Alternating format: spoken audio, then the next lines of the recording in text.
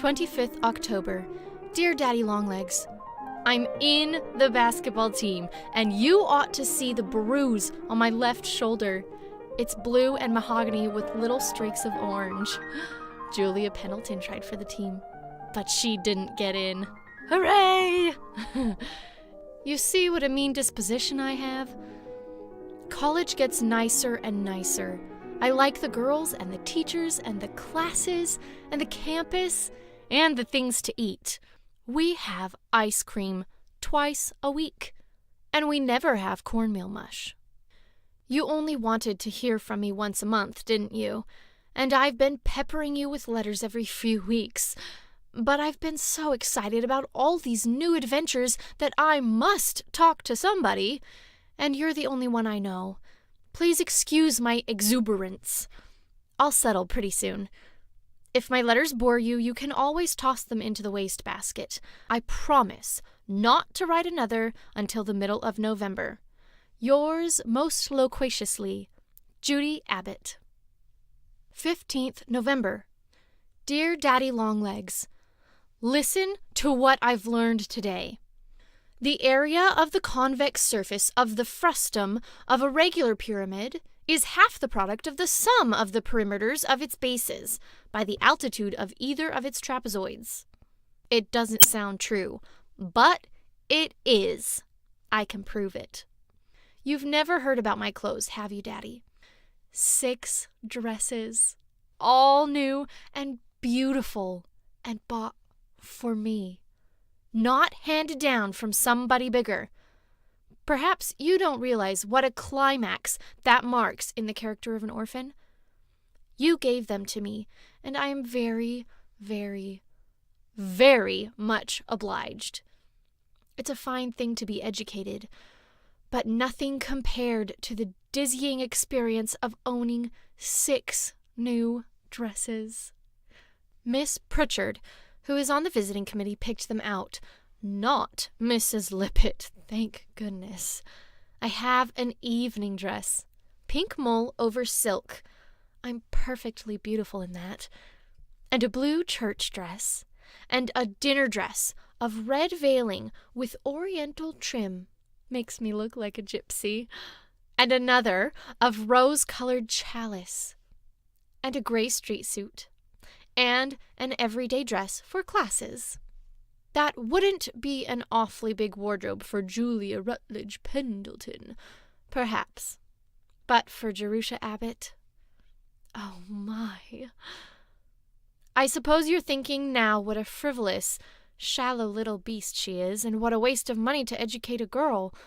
But, Daddy, if you'd been dressed in checked ginghams all your life, you'd appreciate how I feel. And when I started to the high school, I entered upon another period, even worse than the checked ginghams. The poor box. You can't know how I dreaded appearing in school in those miserable poor box dresses. I was perfectly sure to be put down in class next to the girl who first owned my dress, and she would whisper and giggle and point it out to the others. The bitterness of wearing your enemy's cast-off clothes eats into your soul. If I wore silk stockings for the rest of my life, I don't believe I could obliterate the scar. Latest war bulletin. News from the scene of action.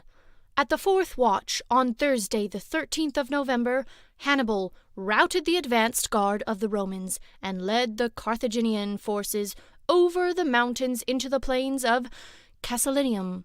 A cohort of light-armed Numidians engaged the infantry of Quintus Fabius Maximus. 2 battles and light skirmishing. Romans repulsed with heavy losses. I have the honor of being your special correspondent from the front, J. Abbott. P.S. I know I'm not to expect any letters in return, and I've been warned not to bother you with questions. But tell me, Daddy, just this once, are you awfully old, or just a little old? And are you perfectly bald, or just a little bald? It is very difficult thinking about you in the abstract like a theorem in geometry. Given A tall rich man who hates girls, but is very generous to one quite impertinent girl. What does he look like? RSVP. 19th December. Dear Daddy Longlegs, you never answered my question, and it was very important. Are you bald? I have it planned exactly what you look like, very satisfactorily, until I reach the top of your head. And then I am stuck. I can't decide whether you have white hair or black hair or sort of sprinkly gray hair or maybe none at all. Here is your portrait.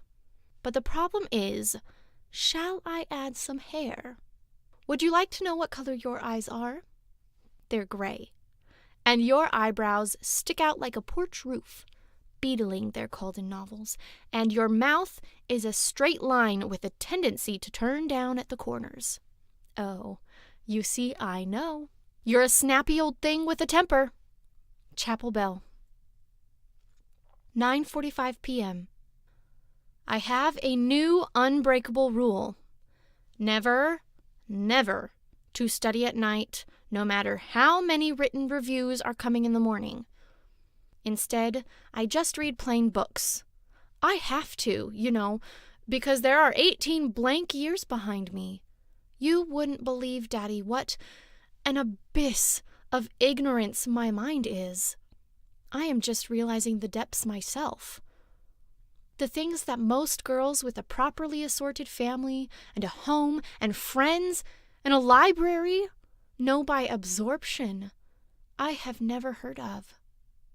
For example, I never read Mother Goose, or David Copperfield, or Ivanhoe, or Cinderella, or Bluebeard, or Robinson Crusoe, or Jane Eyre, or Alice in Wonderland, or a word of Rudyard Kipling. I didn't know that Henry VIII was married more than once, or that Shelley was a poet. I didn't know that people used to be monkeys, and that the Garden of Eden was a beautiful myth. I didn't know that RLS stood for Robert Louis Stevenson, or that George Eliot was a lady. I had never seen a picture of the Mona Lisa, and, it is true, but you won't believe it, I had never heard of Sherlock Holmes. Now, I know all of these things and a lot of others besides, but you can see how much I need to catch up. And oh, but it's fun. I look forward all day to evening, and then I put engaged on the door, and get into my nice red bathrobe and furry slippers, and pile all the cushions behind me on the couch, and light the brass student lamp at my elbow, and read, and read, and read. One book isn't enough. I have 4 going at once. Just now, there's Tennyson's poems and Vanity Fair, and Kipling's Plain Tales, and, don't laugh, Little Women. I find that I am the only girl in college who wasn't brought up on Little Women. I haven't told anybody, though. That would stamp me as queer. I just quietly went and bought it with $1.12 of my last month's allowance. And the next time somebody mentions pickled limes, I'll know what she is talking about. 10 o'clock bell.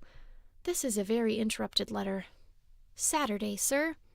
I have the honor to report fresh explorations in the field of geometry. On Friday last, we abandoned our former works in parallelepipeds and proceeded to truncated prisms. We are finding the road rough and very uphill. Sunday. The Christmas holidays begin next week, and the trunks are up. The corridors are so filled up that you can hardly get through, and everybody is so bubbling over with excitement that studying is getting left out. I'm going to have a beautiful time in vacation. There's another freshman who lives in Texas staying behind, and we are planning to take long walks and, if there's any ice, learn to skate. Then there's still the whole library to be read, and 3 empty weeks to do it in. and 3 empty weeks to do it in. Goodbye, Daddy. I hope that you are feeling as happy as I am. Yours ever, Judy. P.S. Don't forget to answer my question. If you don't want the trouble of writing, have your secretary telegraph. He can just say, Mr. Smith is quite bald, or Mr. Smith is not bald, or Mr. Smith has white hair, and you can deduct the 25 cents out of my allowance. Goodbye till January, and a Merry Christmas.